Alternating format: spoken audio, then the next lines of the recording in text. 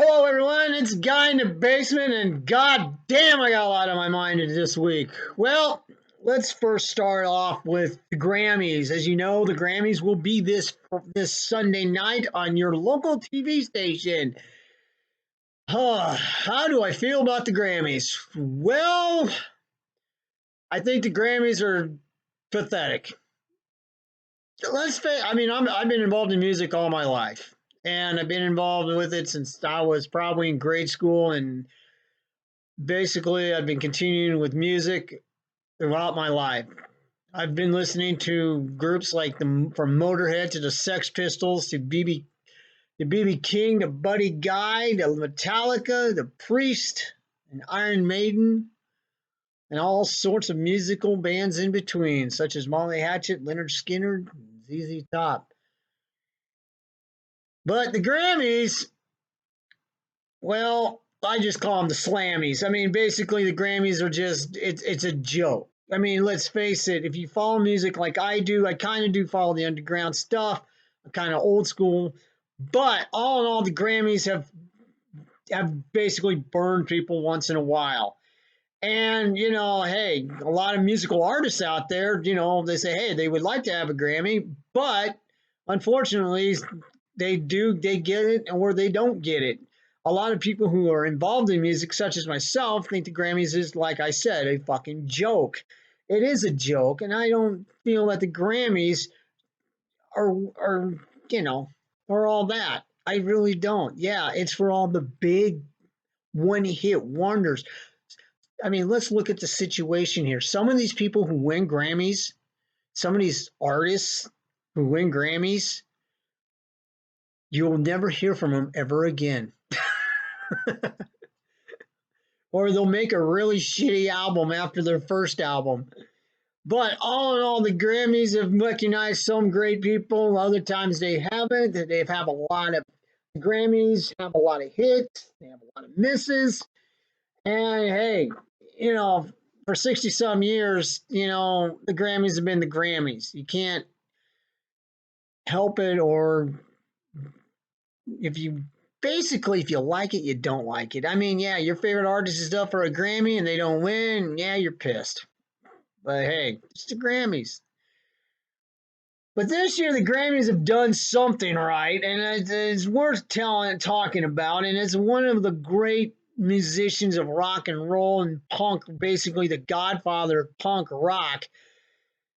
Back in his day, he was a goddamn insane motherfucker, and everybody will know that if you know what I'm talking about. If you know who I'm talking about, well, I'm talking about the guy who invented basically came out of Detroit rock scene, and basically was just like I said, was basically crazy and nuts and insane back in his younger days. Yes, I'm talking about Iggy Pop and the Stooges.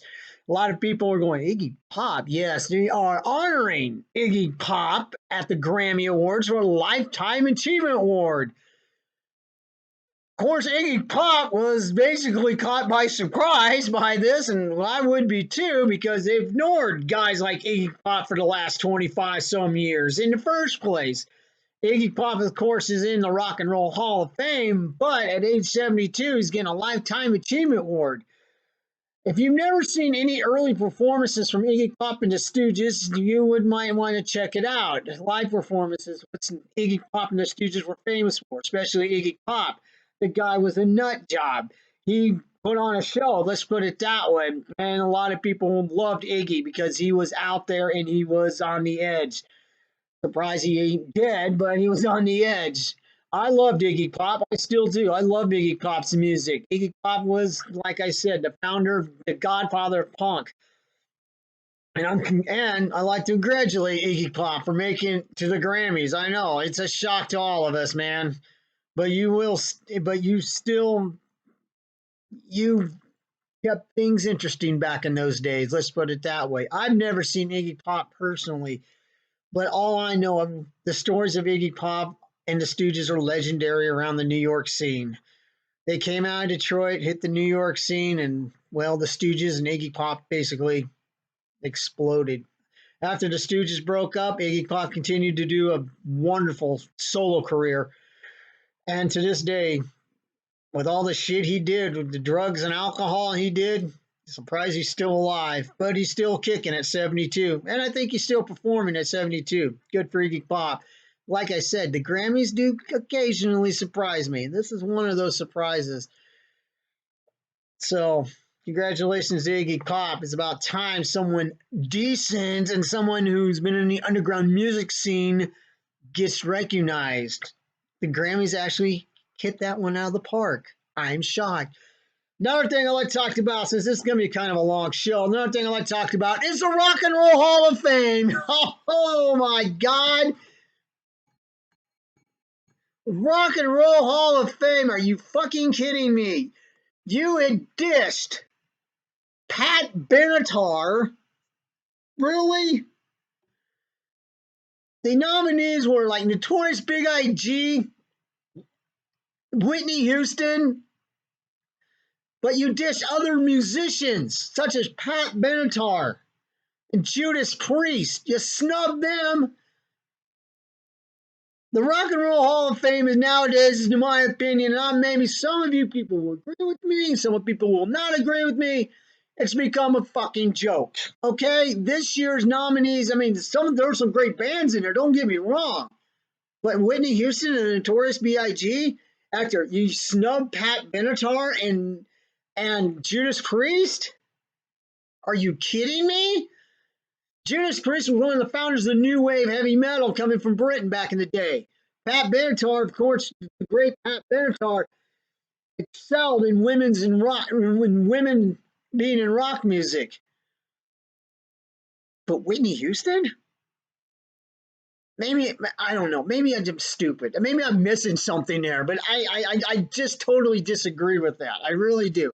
I think Pat Benatar should have been in the Rock and Roll Hall of Fame. I think Judas Priest should have been in the Rock and Roll Hall of Fame. But yet, once again, bands like that who've been out there busting their ass don't get any recognition. You know, that's fine. Maybe they don't need to be in the Rock and Roll Hall of Fame because fans of Pat Benatar and fans of Judas Priest, hey, we already know how good they really are. Yeah, they should be in the Hall of Fame. I mean, hell, it took goddamn almost 30-some years to get Rush in the Hall of Fame, and they finally got in. The Rock and Roll Hall of Fame, in my opinion, is, like I said, it's become a joke. They need to figure this out. I know it's Notorious B.I.G. I know it's Whitney Houston. I know that. Notorious, I mean, but, you know, there's, like I said, Pat Benatar, she got snubbed. Judas Priest, they got snubbed. And I'm really disappointed in the Rock and Roll Hall of Fame for that. I really am. I'm really disappointed in you, Rock and Roll Hall of Fame, for snubbing. And probably you snubbed some other great bands too. There should be a bunch of other great bands should be in the Hall of Fame, but they've been snubbed also. Thank you, Hall of Fame, for being that way. Other news, if anybody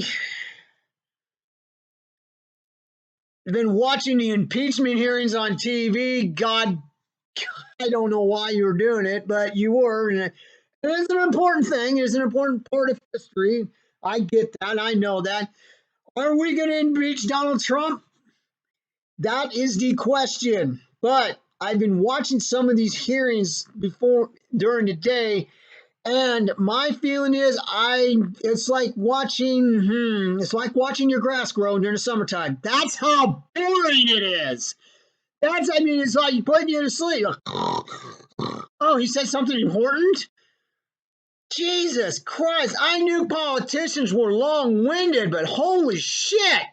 These guys can talk for an hour. I mean, I was watching some of this coverage last week, and oh dear God, I couldn't even watch 10 minutes of it. I was dozing off. I was trying not to fall asleep. When I got on the computer, see what was going on in the world, I just used that as background noise. Are people really watching these impeachment hearings? In my opinion, probably not. I mean, I walked into a doctor's office last week. They had it on the TV, excuse me, and no one was paying attention to it. That's how important these impeachment hearings are. It's important because no one's watching them. No one gives a shit about them. Are we going to impeach Trump? Let's see. I've said this time and time again. No. And I'm not a Trump supporter. I think he's a complete jackass. But my saying is the Democrats have this, basically they have nothing. It's just a bunch of rambling on. They're just rambling about the same shit over and over and over again. Is our president taking, excuse me, God, I peeked my mouth when I said our president. Is President Trump taking it seriously? No, he hasn't. He's even admitted on Twitter. He's not really taking it seriously. He's been, bashing Adam Schiff. I didn't realize Adam Schiff was so long-winded and fucking boring in the first. I knew he was kind of long-winded, but man, is that motherfucker boring. Holy shit. All in all, this whole impeachment thing, in my opinion, if it comes down to it, brass tacks and nails, and I've said it before and I'll say it again, it's a waste of fucking money right now. Because right now the Democrats have nothing on Donald Trump. They don't. Unfortunately, they don't. It's just watching these Senate hearings, impeachment hearings, are just a bunch of long-winded freaking politicians on both sides of the aisle. And yet they want to try to wrap it up this week. So Senator Warren and Bernie can get back on the campaign trail. Yeah. Apparently the Democrats just want to wrap this up as fast as possible, which I think that's a big mistake too. What the hell do I know? I'm just a guy in the basement. Ladies and gentlemen, we'll see you next time. Have a wonderful week. Hey, leave a comment or hit that bell. You know that little bell? Well, wait a minute. It works sometimes. Yeah. Hit that bell. Cheap sound effects or whatever. But hey, I want to hear from you. Leave a comment or something, and I'll try to get back to you as soon as I can. Thank you, everyone, and have a wonderful week. So long, everybody.